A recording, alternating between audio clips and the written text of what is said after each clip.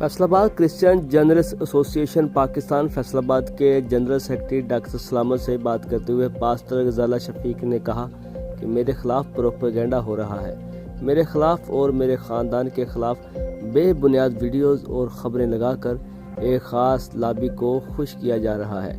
इनमें किसी किस्म की कोई सच्चाई नहीं। पास्टर गजाला शफीक एक तहरीक का नाम है।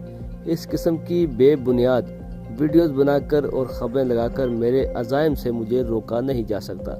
मैं मरते दम तक अपनी कौम के साथ खड़ी हूँ और कौम की जंग लड़ती रहूँगी।